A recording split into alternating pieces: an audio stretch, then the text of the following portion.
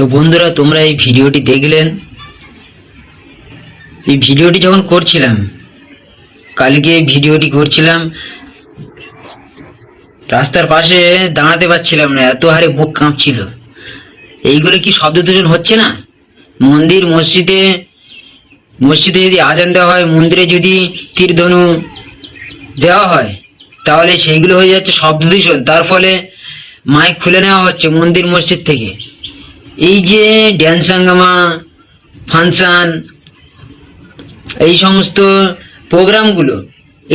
প্রোগ্রামগুলিতে যে হারে বক্স বাজে, ডিজে বাজে, তুমি রাস্তা থেকে যদি যাও কাঁপবে তোমার বুক।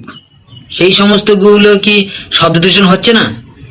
আর এমনিতে হাওড়াতে চলে যাও, হাওড়ার যে রেল স্টেশনে যে মাইক বাজে, 3-4 কিলোমিটার দূরে যদি থাকো তবুও পর্যন্ত শব্দ শোনা যায়। সেই শব্দগুলো কি শব্দ দূষণ হচ্ছে না? সরকারের কাছে আমার বিনীত আবেদন, ড্যান্স হাঙ্গামা যেখানে ডিজে বক্স বাজে সেই সমস্তগুলো যেন বন্ধ হয়। মসজিদ মন্দিরে মাইক খোলা, এটা একদমই ঠিক হচ্ছে না।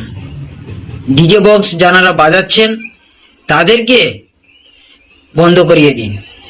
এইগুলো হচ্ছে খুব শব্দ দূষণ হচ্ছে।